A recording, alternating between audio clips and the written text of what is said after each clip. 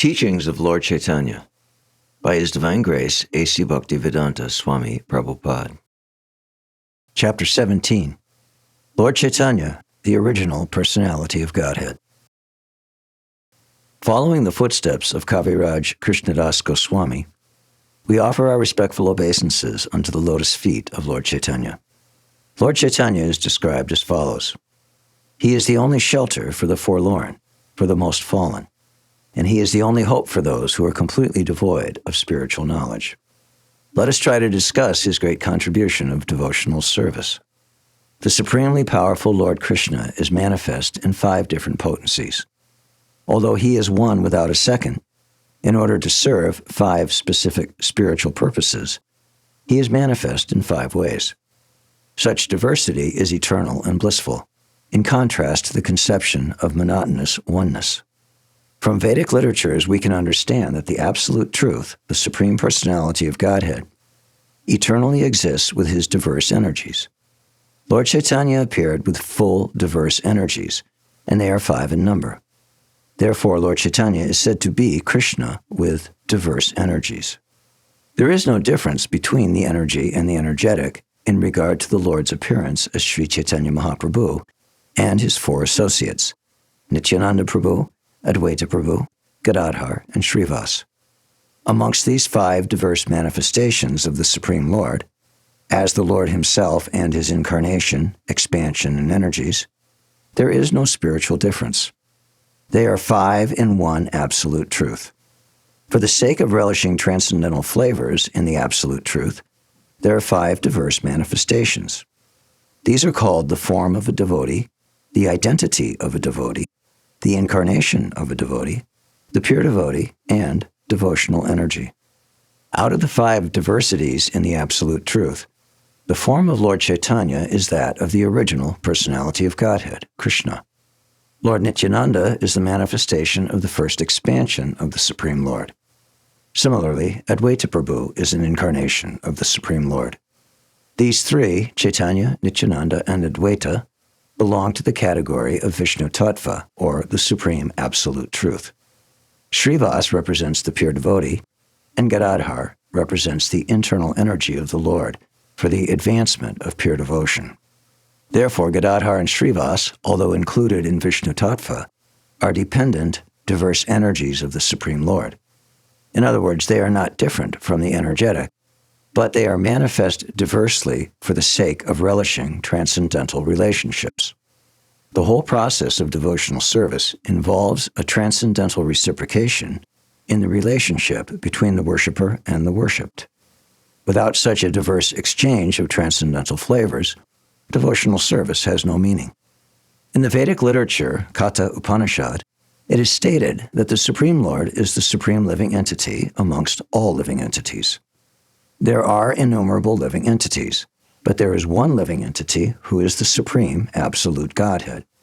The difference between the singular living entity and the plural living entities is that the singular living entity is the Lord of all. Lord Caitanya is that supreme living entity, and he descended to reclaim the innumerable fallen living entities. In other words, the specific purpose of Lord Caitanya's advent was to establish the Vedic fact that there is one Supreme Personality of Godhead predominating over and maintaining the innumerable personalities of all living entities.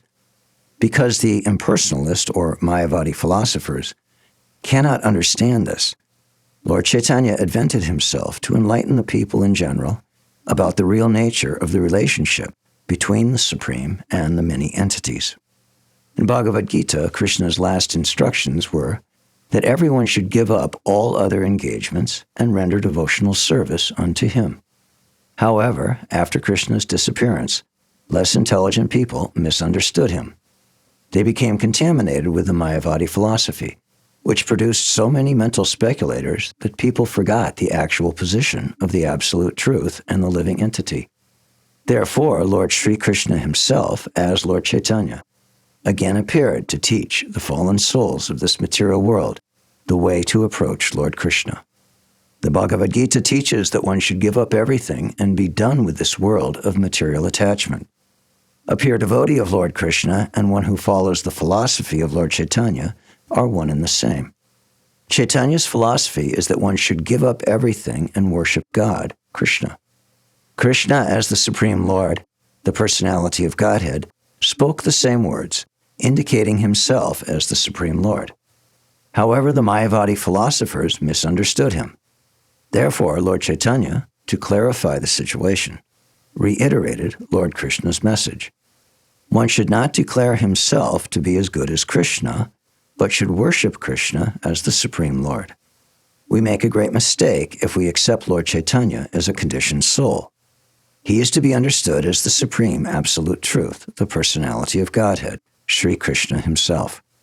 It is therefore said of Lord Caitanya in Chaitanya-caritāmṛta, Krishna is now present in his 5 diverse manifestations.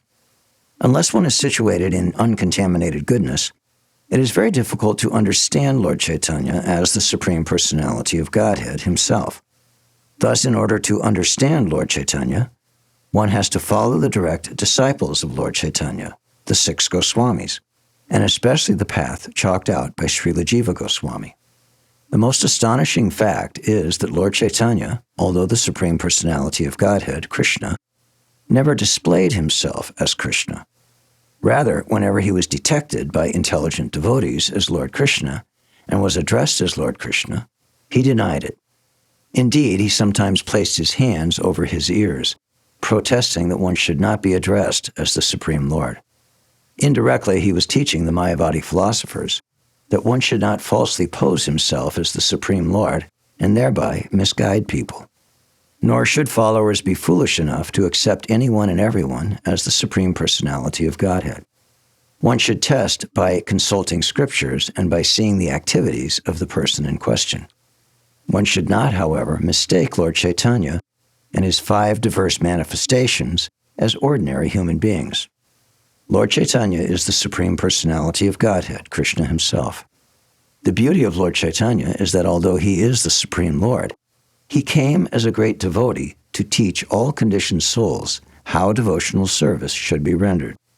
Conditioned souls who are interested in devotional service should follow in the exemplary footsteps of Lord Caitanya in order to learn how Krishna can be achieved by devotional service. Thus, the Supreme Lord himself teaches the conditioned soul how he should be approached in devotional service. By analytically studying the 5 diverse manifestations of the Supreme Lord, we can come to know that Lord Sri Chaitanya Mahāprabhu is the Supreme Absolute, and that Lord Nityananda is an immediate expansion of the Supreme Absolute Truth. We can also come to understand that Advaita Prabhu is also in the category of the Supreme Personality of Godhead, but is subordinate to Lord Chaitanya and Nityananda Prabhu. The Supreme Personality of Godhead and his immediate subordinate expansions are worshipable by the other 2, namely the representation of the internal potency and the representation of the marginal potency. The representation of the internal potency, Gadadhar, represents the confidential devotee, and the representation of the marginal potency is the pure devotee. Both of these are worshippers of the other 3 categories, but all of them are engaged in the transcendental service of the Supreme Personality of Godhead, Sri Chaitanya Mahāprabhu. There is a specific difference between the pure devotee and the confidential devotee. Different potencies of the Lord are engaged in serving the Supreme Lord in different transcendental relationships. They are situated in conjugal love, in parental affection, in friendship, and in servitude. By impartially judging, one can find that the internal potencies of the Supreme Lord, who are engaged in conjugal love with the Lord, are the best of all devotees. Thus, both internal devotees and confidential devotees are attracted by the conjugal love of the Supreme Absolute Truth. These are the most confidential devotees of Lord Caitanya. Other pure devotees, who are more or less attached to Sri Nityananda Prabhu and Advaita Prabhu, are attracted by other transcendental relationships, such as parental affection, friendship, and servitorship. When such devotees are attached to the activities of Lord Caitanya, they at once become confidential devotees in conjugal love with the Supreme Lord.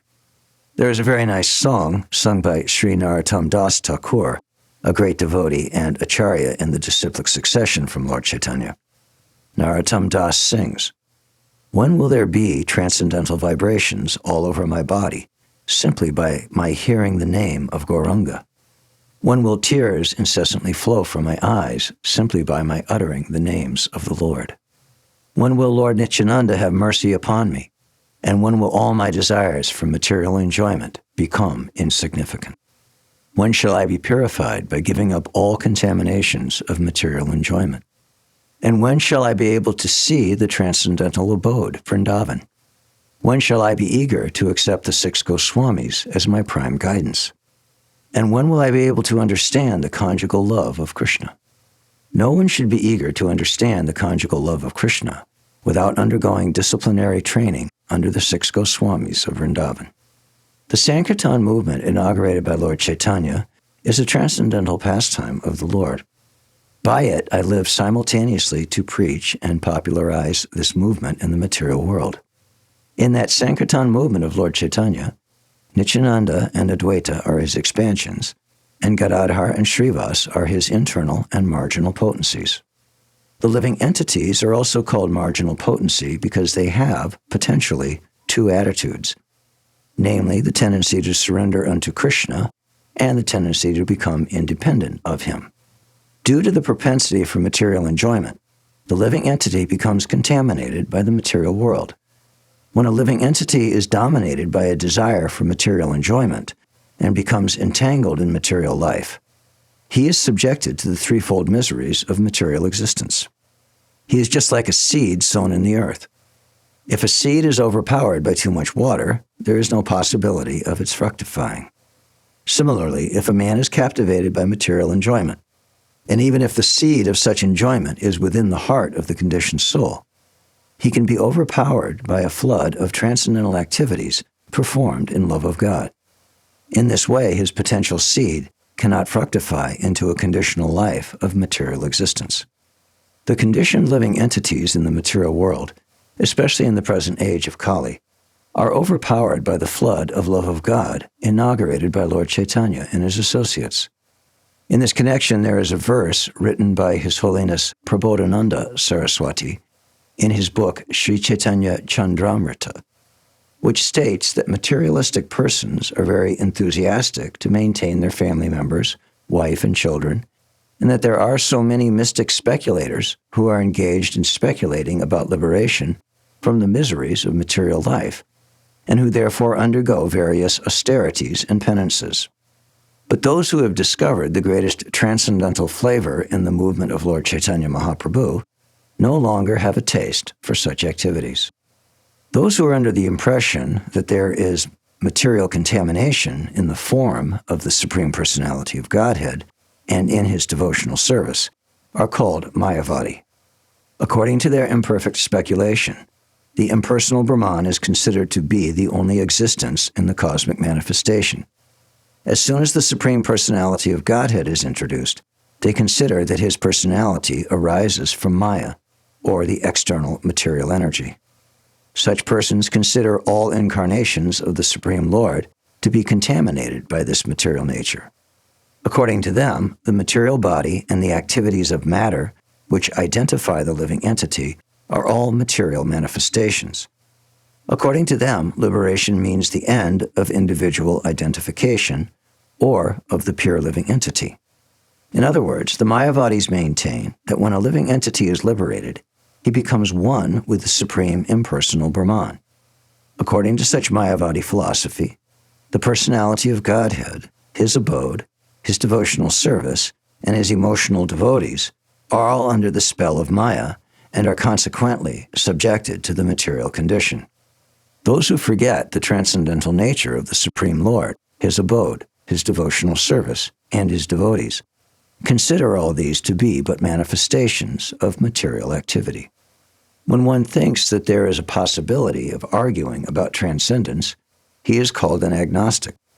And when he thinks that there is a possibility to criticize transcendence, he is called an atheist.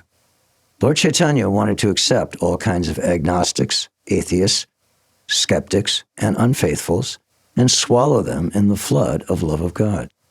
Therefore, he accepted the renounced order of life in order to attract all these forces.